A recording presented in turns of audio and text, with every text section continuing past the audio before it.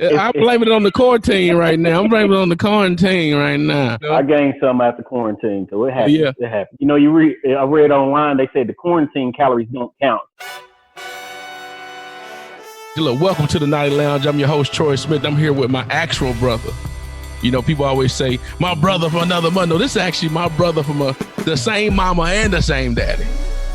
From the same mama, daddy, same neighborhood. Same neighborhood, all. So, you know, you can meet and talk to people from different neighborhoods together, but hey, this is somebody I actually grew up in the same house with. So I'm just glad I finally get to get our conversation basically get it recorded, because we be having some great in-depth conversations, brother. It's definitely good to have those conversations with your brother. Your brother rather than just, it's good to have those. So thank you for having me here, sir. And this is the Naughty Lounge. Do you happen to know what the Naughty Lounge is all about? You probably don't. For those who don't know, you can explain. I like the way you see. That's a real. See, the Naughty Lounge is basically talking about not overthinking it. You know how I am. I don't. You know, just thinking. People think I be doing stuff off the whim. Now, just think about somebody that grew up with somebody like that. I mean, this guy grew up in the same household. I'm just ready to go. It ain't really much to be discussing and talking about.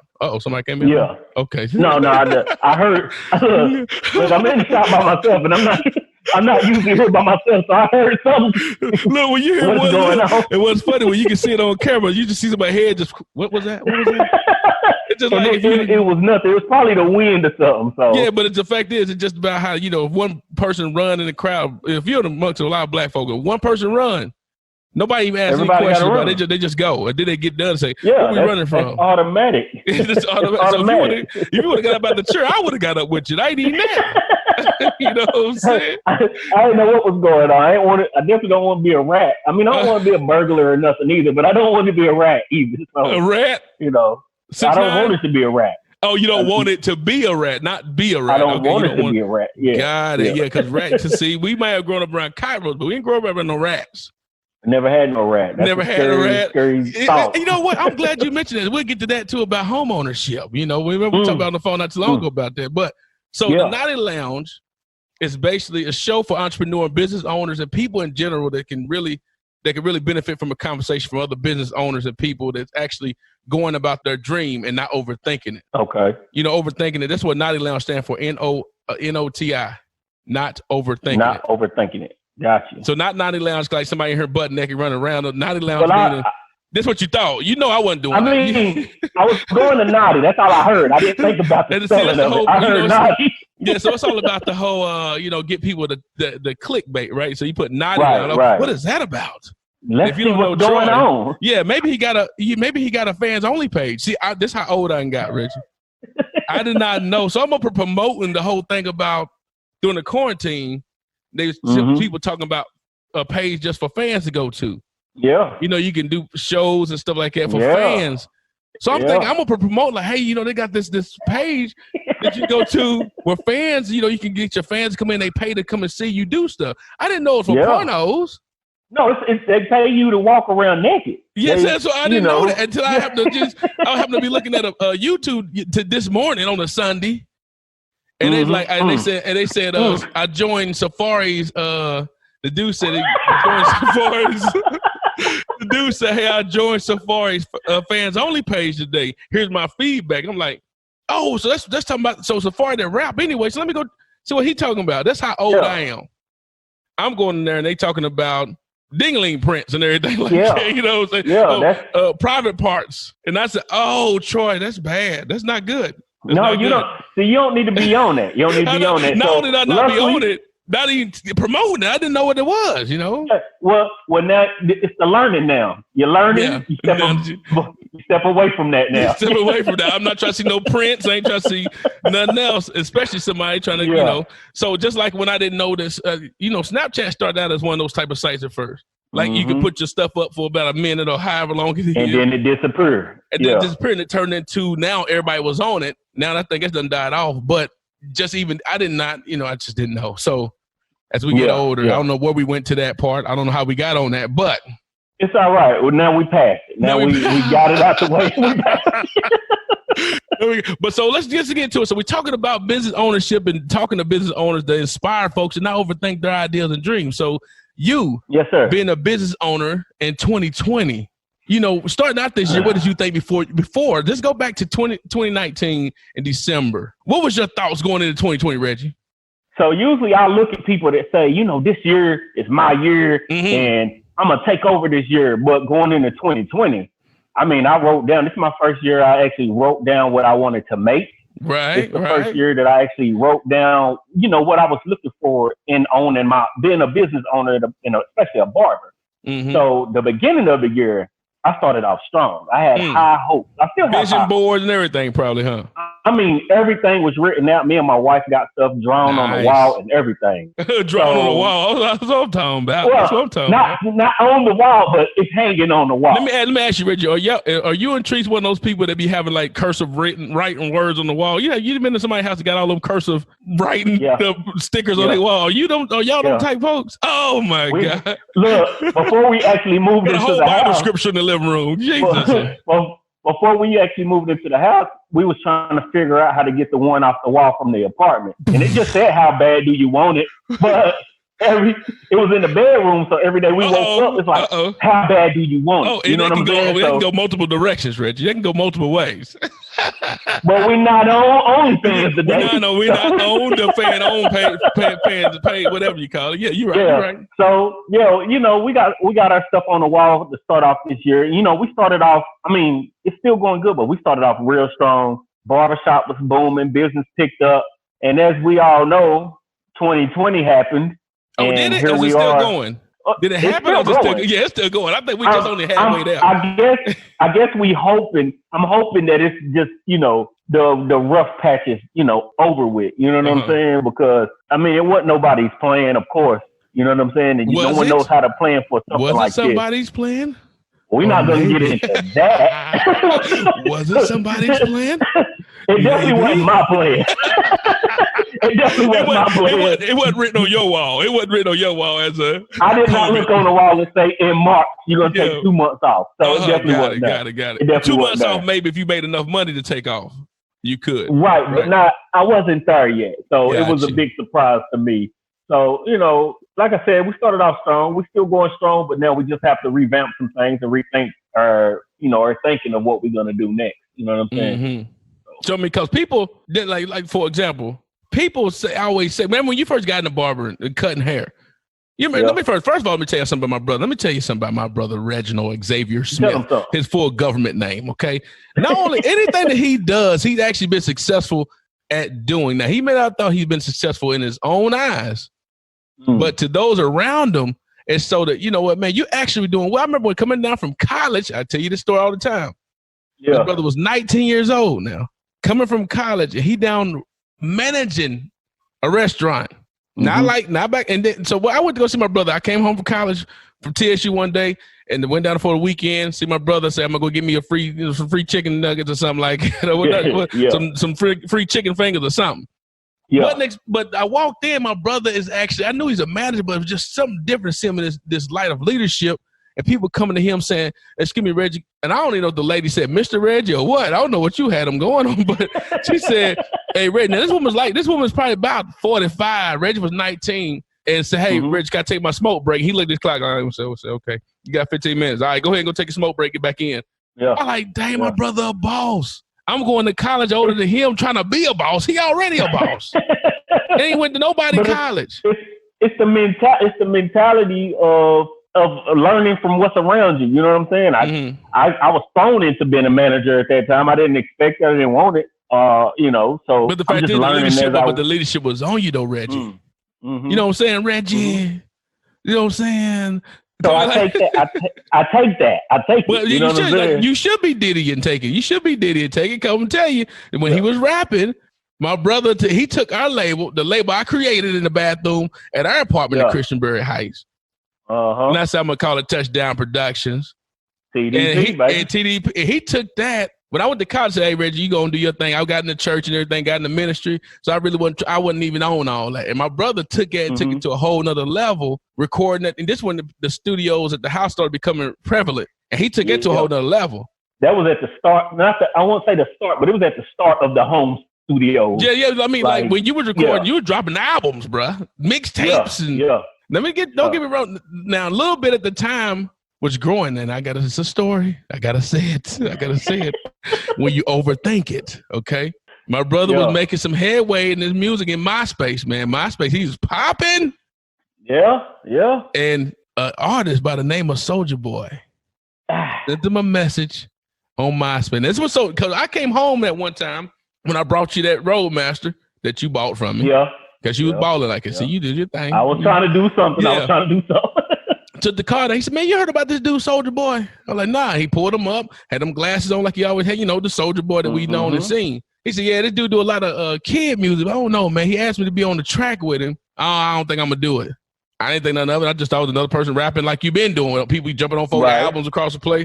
And then a month later? Tell us about that story, Red. Tell us about that story. Tell about it. We jumping all around now, but we're going to get to that. But go tell us about that. It's all good. It's all good. This is a conversation we normally have. MySpace. If you're old enough, you know what MySpace is and you know what it was, right? So all the Facebooks and stuff, whatever. But MySpace was it, especially when you was doing music. Yeah. So I'm on there. I'm trying to do my thing. I'm sending out messages. I'm spamming people on a timeline and everything. So Soulja Boy hit me up, and he was like, "I want to do a song with you, whatever." And I'm quite sure now. I'm quite sure now he'd be like, "I don't know who that dude is," but either way. It's all good. Either way, you got the receipts. You got the receipts. I got the proof that I need, right? You got the receipts. Soulja Boy hit me up and said, I want to do a song. I'm like, let me check out his music. So I go to the page, and the very first song on there is "Shake That Booty Meat." That booty meat. Girl, hold on. Was this not? Is that a Boondock song? Is that actually what his song was? No, that was his song. Okay, that was his song. It sounded like a Boondock track. And my wife liked it. My wife was like, I like the song, And at that time, I was like, I don't need to do a song with him, right? So, of course, at that time, I'm not paying it no mind.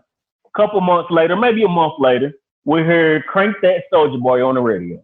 And I'm thinking, it can't be. It can't be the guy that I spoke to about doing the song Not the guy talking about booty meat.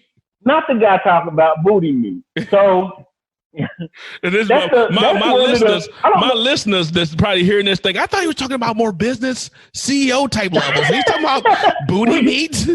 I'm so sorry. It's growth, though. It's the growth. It's growth. There we go. Yes, sir. My first thought, and in my mind back then, I didn't pay it no mind. I'm like, I'm about to blow up from rap.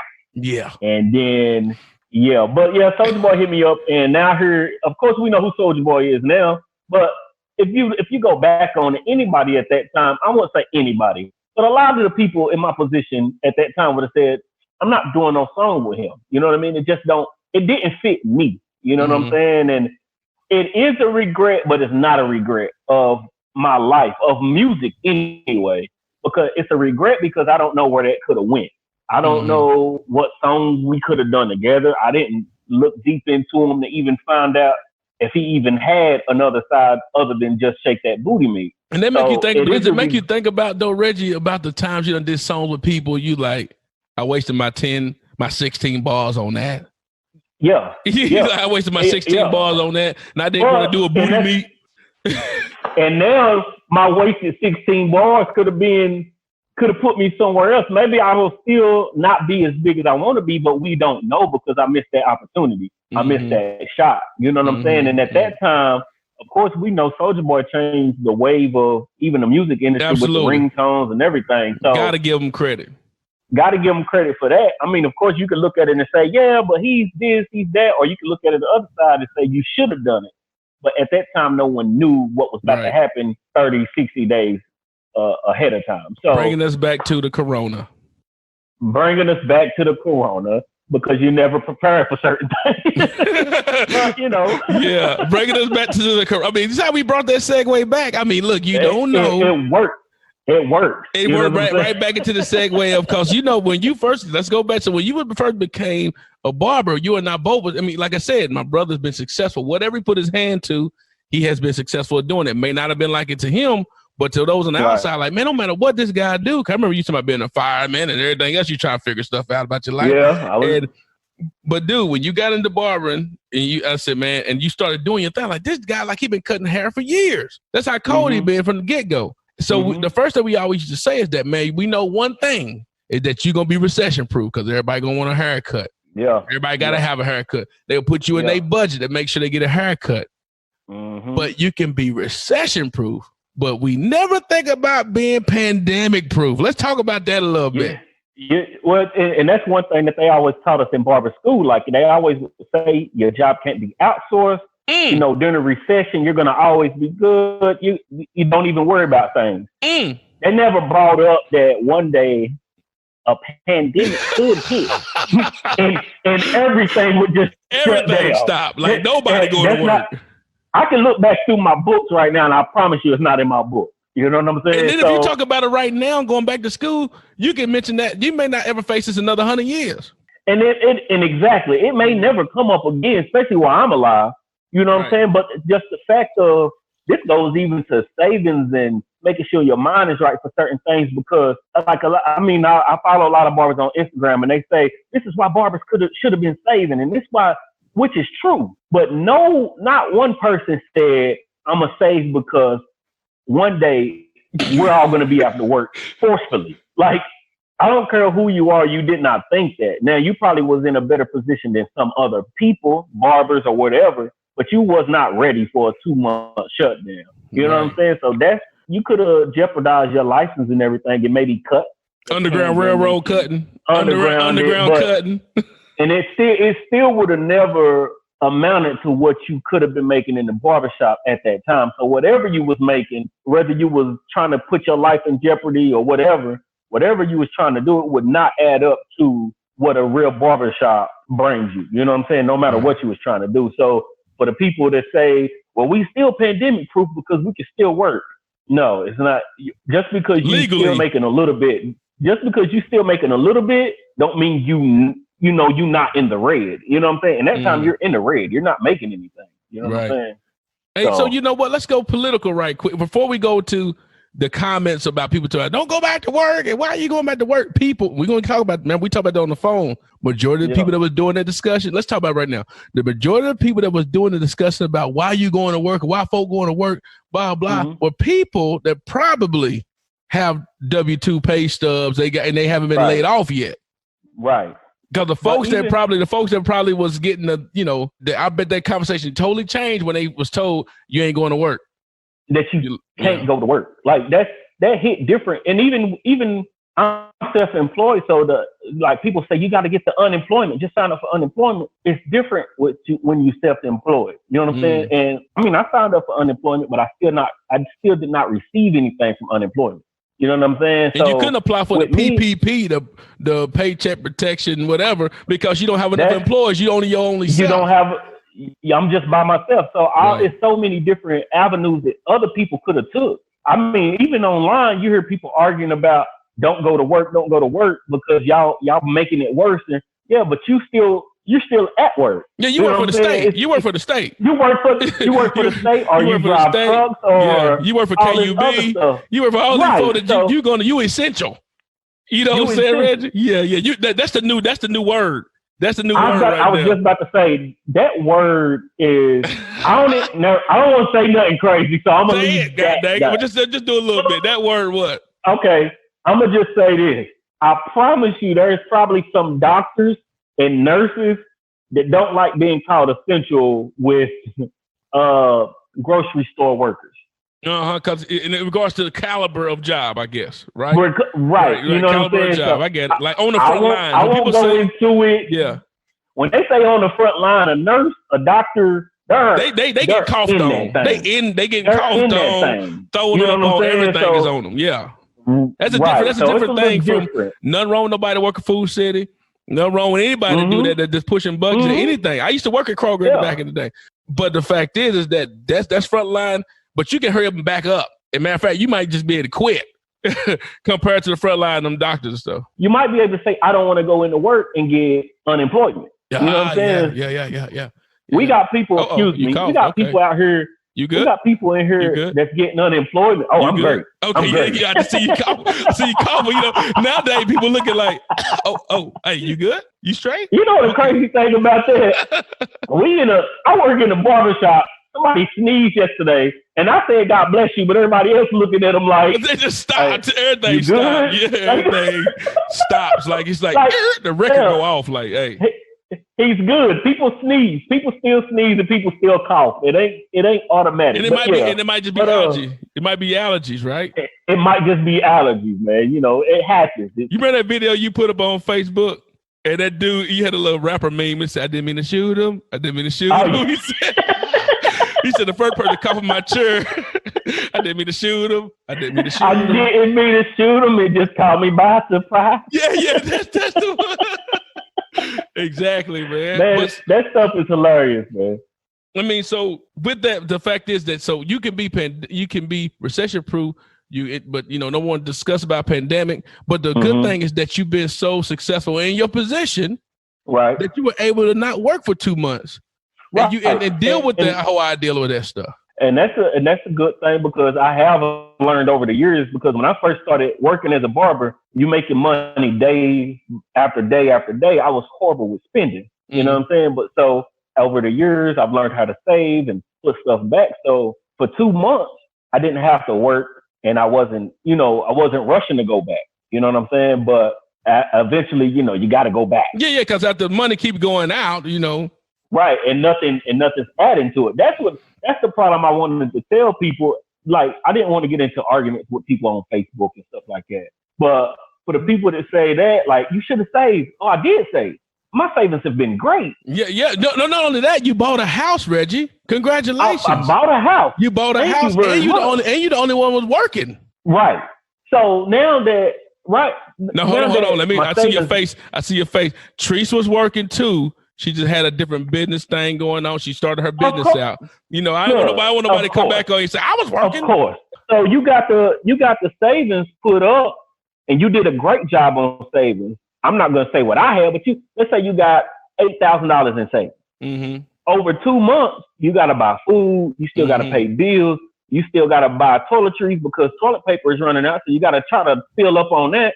So when the money is just going down and then you see it going down and nothing's going back into it to save, you know what I'm saying? So eventually you're going to have to go back to work.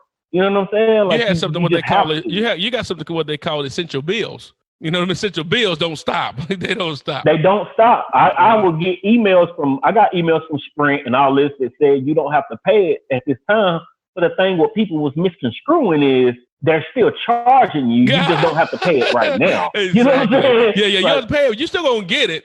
Right. A lot of people was like, well, I'm not gonna pay this phone bill. I mean, if you got it, pay it. Now I understand if you didn't have it, not to pay it and hold on to it. But don't think that these businesses was gonna let you just rack up your light bills and rack up your spending on movies and stuff on Netflix. Yeah. You're going to get this work. You're going to get this work. No, you're going to get it. And then you're going to get smacked after everything over with a big lump sum of everything. Ooh, I didn't want that. You know what I'm saying? Calling you to me, hey, Mr. Smith, I just want to call and check on you. See how things were going.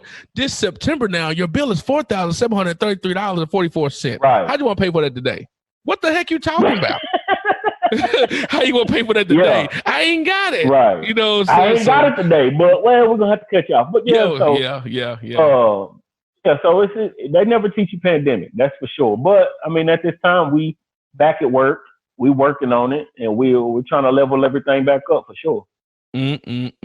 So let's go on to the next step. We're just gonna throw in there about home ownership. We've been from every project in Knoxville except Walter P. in Western Heights. We moved around though. But we lived from Vestal, from DeVille to Sea Hills to the AKA Ridgebrook to Christianberry, Lionsdale. Lionsdale.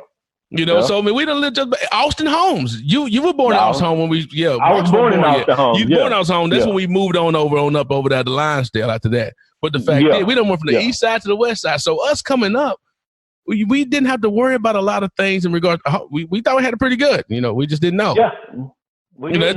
That's the norm. It's the norm. Look, we had nobody have to worry about cutting no grass because they cut the grass for us. We lived in a gated community, I would say, because we had gates around us. You know what I'm saying? We had swimming pools we can go to the free. So we had a lot of things happen that we just didn't think about. So now that you're a homeowner, whole different ballgame. The fact is that you done moved on up, man. You know, you're doing it, Reggie. But then you realize something the other day in regards to some creatures that come out and that you gotta be the one to get it. Tell us about that. That's the thing. Because one time you used to call the exterminator to come, hey man, we got bugs over here. I need to come and get these bugs. And So it all started with just the grass, first of all. Oh yeah, the grass. So when I first moved into the house, I'm looking at my grass like, that's my job now. That's your job. Yeah. That's on me now. I can't call nobody to do that. So yeah, now I mean, even in the KCDC wasn't coming out to cut it.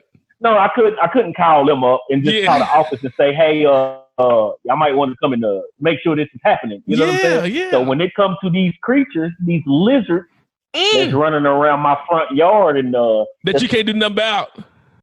They run too fast. They move a lot quicker. And then you look at, like, you know how you look back at that door, like, what was that? When you see something just skirt across, what was that? And it moves so quick. And then you don't even know if you've seen it. Yeah, you think I ain't seen that. Now your mind is going crazy.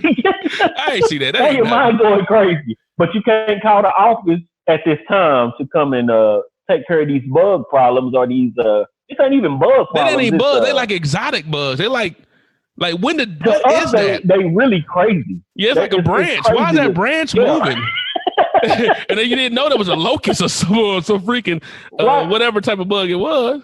So now you looking up to see, wait a minute, could it be more than one? Is it you know, what's going, because in my garage I got a few spiders in there, and Hey, I hate to break it up to you, but you know, in the garage at the time there could be something other than spiders in there.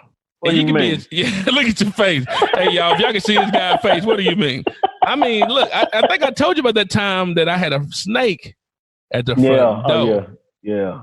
I didn't even know snakes even climb up walls. Right. And that mother was sitting at the front door on the brick. He was waiting on you. Look, let me tell you something. You see my face right now, I was like, just staring. Like, my wife looked at me like, what you gonna do? And that even so, the kid came. It was a guy. It's like I call like my nephew in the neighborhood that came to, you know, some people sell those coupon books and all that stuff. He come up to the door and knocked on the doorbell or whatever, and then turned around and jumped off the porch. And my wife came in the room and said, "Hey Troy, Jay said it's a snake at the door." I said, "Man, that boy playing. Everybody listen to him. You know how he be playing and all that." She said, "No, I think he's pretty serious because he's now on the driveway. He jumped off the porch." I said, "Okay, let me go out here and check it out." So I'm not gonna go through the front door. I'm gonna go through the garage. Look, cause now we got garages. You know, we ain't grow up in no garage. You know, I go through the garage, come on the back way. I said, "What are you looking at?" And I look over there. It's a little bit head. And I said, "Oh my God." And I went around the corner and looked at the body. I said, "That's a goddamn snake." And I just stood there paralyzed, like, what am I gonna do? Because first of all, you paralyzed because you see a snake. Yeah. You scared. We was never taught on how to deal with it. Because what happened is when I lived in apartments, and this is it's actually a benefit, and I'm saying this in a positive way. You get one of my Caucasian brothers that's from the country. They would come and get the snake, grab it, and throw it in the woods somewhere. Like, I get it. Gotta take it. Well, I ain't got nobody else to call. Hey, I can't call up. I gotta do something about it. Right. So the little boy looked at me and said, "Man, as big as you are, you scared of that snake?" I said, "You go get it." He said, "No, I ain't gonna go get it." So I'm just sitting there staring. I went in, and my father-in-law gave us some, utensils for the yard that I ain't used. Cause I paid somebody to come and cut the grass. Yeah. Got the shovel, and I just started hitting the brick. Dude, I was hitting the brick so hard, sparks was flying. Cause I was my mind. I'm just trying to kill it. And I'm just trying to catch it. That much just swiggling on out of the way. But the fact is, but for at least 15 minutes, I just stared there looking into space. Like, what am I going to do? Your next step. Because now I got to be thug about this because my wife looking at me. I got this little kid looking at me. And I'm just like, why me? Why me? Right. Why me? Yeah. So, but, we handled it, though. But see, as you go become a homeowner, you learn that a lot of stuff you got to do yourself. And that's what I'm learning even right now. Just like I said, with the grass, I'm learning that with the painting of the walls and chips and holes and stuff. Like, we don't have no holes, but my kids was wrestling and knocked the TV over. but then knocked the TV over, and it just left a scratch on the wall. Going back to apartments, usually they would come and spackle it, paint it. Well, first of all, in the project walls, them things was straight cinder block, so you ain't going through that wall. Ain't nothing. You not going that. You falling out. The TV is broken. Everything. Yeah, it's a problem. But in the apartment complex, you might get some spackle and all that other stuff. But yeah, I got you. But so now I got to go figure. Now I'm watching YouTube videos, figuring out how to do certain stuff. YouTube for that has been amazing, though. I tell you that much. Yeah, just learning stuff around the house, so I can't be mad at it. Right. Everything I need to do by putting a sink in or whatever you need to get done, you go to YouTube. Exactly. It's gonna be there. How to wipe your knee off or put lotion on, probably be on YouTube. I changed my dryer cord off of YouTube. I learned how to take the back off and unhook wires and everything just to watch the video. So it's a good thing when you don't get caught up in a wormhole, but it's good if you find what you're looking for. Yeah, thank you, Bruce, for the appliance. Whatever it be, Bruce Johnson, how to work on appliances or something like that. Shout out to whoever. He come on, he don't know how to. Hey, I'm Joe here. He got the phone all moving all over the place, and he can't talk on the camera. And he like, guys, and yeah, let's go ahead and get to it. And he don't know how to. But he helped me though. He helped me very, a lot. So I'm good. Right. So let me go. So we'll be on this all day, but let me go ahead and get to the thing that you and I both, and our brother Marcus and our mom, and the one thing we had in our household is music. One thing we talked about and done a lot of, or we connoisseur, especially you, is music. I love it. And you listen to all genres. I remember growing up, you went through phases from rap to rock to heavy metal to everything. So you actually got a whole spectrum of it. But right now, as an adult, what you listening to right now, Red? I mean, what are you listening to? Right now, I'm listening to it's a I don't know if they're a record company or what, but it's a group called Griselda. Right? They're from Buffalo, New York. Yeah, is it a Nintendo game? Or is that a group? Yeah. It's a group. Zelda. It's a group.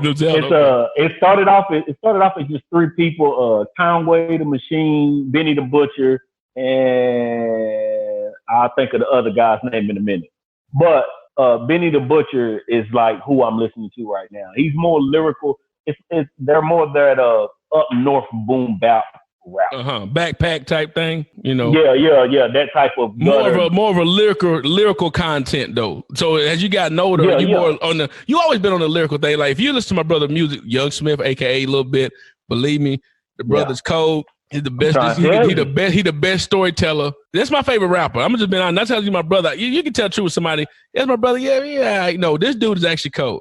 My brother is cold. I'm trying to tell you. Now that we're older, you're more now definitely going to a more lyrical content compared to anything else. So it's crazy because I have always been lyrical. I always want to listen to somebody who's talking about something, and I still do. But now, as I gotten older, I know there's situations for certain music. You know what I'm saying? So I do dislike a lot of new music, but I don't want to be that older guy who's talking about they don't make music like they used to. You know what I'm saying? Which they don't, but I don't want to be that guy. Yeah. Which you are already. So if you look at any of your posts, you that guy. You're that guy. But I be trying not to be. I don't want to be that guy, but I am that guy. I try not to be because my oldest son, he's really into music as well. So he puts me on to a lot of new people, but I have learned that there's different situations for certain music. And just because a person vibe is different, don't mean they're not talking about something. So I had to learn that because, you'll listen to somebody just based off them sounding like somebody else's out. You ain't going to listen to the lyrics. You know what I'm saying? So I am learning that, just open up a bit more when it comes to rap. But I am still more lyrical. I like lyrical music. You know what I'm saying? I love those debates in the barbershop, arguing with somebody who's more lyrical. And if you know me, of course, Eminem is my favorite rapper. I don't think he can be touched. You know what I'm saying? But it's fun to have a good debate. I get tired of debating with people on basic rappers like Gucci. I like Gucci Mane. But when it comes to putting it's different arguments. That's all it is. You know what I'm saying? And different generational things too. It's a huge generational gap. So when I'm in the barbershop and somebody's talking about, man, Rod Wave is the biggest person that people love right now. Rod Wave and NBA Youngboy, right? Rod Wave is trash, first of all. He's like, he's really bad though. He's really bad. Like, he's just a sad rapper. Like every song is sad. And I know people go through things, so you want to put that out in your music. But once you 3 albums in, we done heard all those stories. Yeah, like you still depressed. That's not good. That's not good if you still going through that. And you can still be going through certain stuff, but you still telling the stuff from back when. You know what I'm saying? It's like, all right, what else you got? It's like you and I saying, my daddy wasn't around, so we holding that chip around us with us in our 30s, 40s, and 50s. You still talking about your daddy ain't coming. You know what I'm saying? It's over. Matter of fact, his child support back pay is over with. He's done. He done paid off the $4 that was left. Yeah. So you need to let that go. You know what I'm saying? So I actually had this conversation the other day with your daddy. No, just no. But somebody was in here saying, you know, his parents didn't raise him and get him ready for this, and there's a lot of situations where that happens. But when you 40 years old and your parents didn't raise you to be prepared for the world, that's 20 years old now. Mm-hmm. Like, you should have been by this time. You're gonna always be learning stuff, but by this time, you know. It might be a little bit of you, brother. Yeah, it might be. He might want to look in the mirror a tad bit. Okay, man. Well, I tell you, man. So, Reg, before we get ready to get off, man, I want to tell you again, I love you with all my heart. You know that. I love you, brother. And we say that all the time before we get off the phone. But then also, I want to what would you encourage? You know, because it's going back to the professionalism of this whole thing. This is the NOTI Lounge, which is for entrepreneur business owners and people like that that actually want to be inspired to stay forward, go focus, but not by overthinking their idea. They just need to go forward. What would you tell somebody in the barbering game, or just in general becoming a business person, business minded in year 2020? How would you encourage them to keep going forward with their ideas? So 2 sides of it.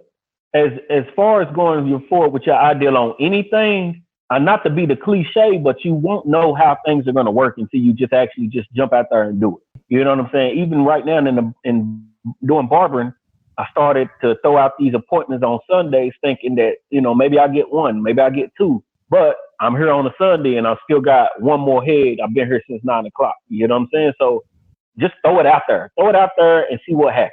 You know what I'm saying? And as far as in the barber, telling people about barbering, do not listen to every barber on Instagram and YouTube. In the sense of the clippers don't make the barber.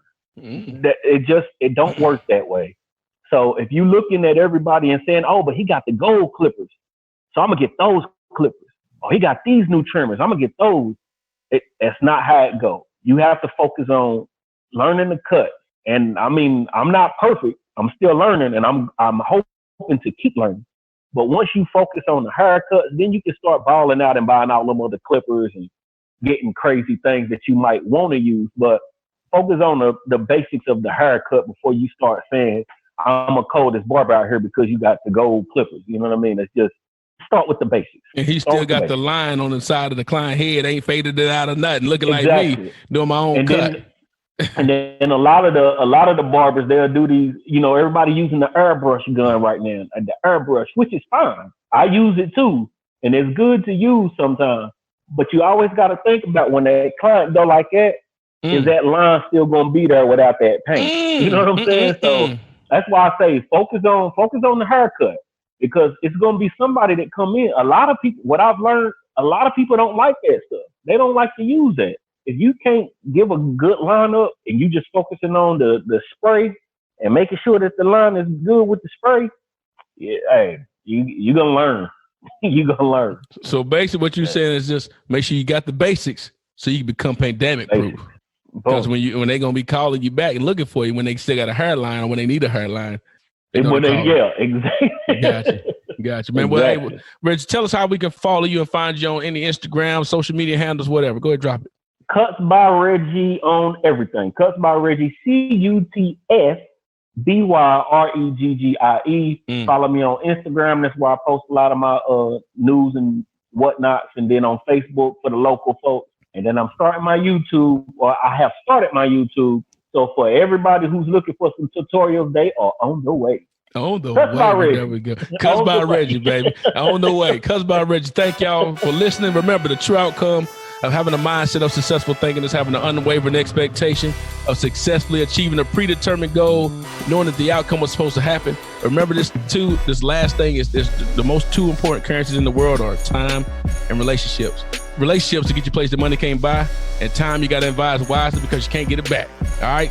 I'll see y'all in the next one. Holla at you.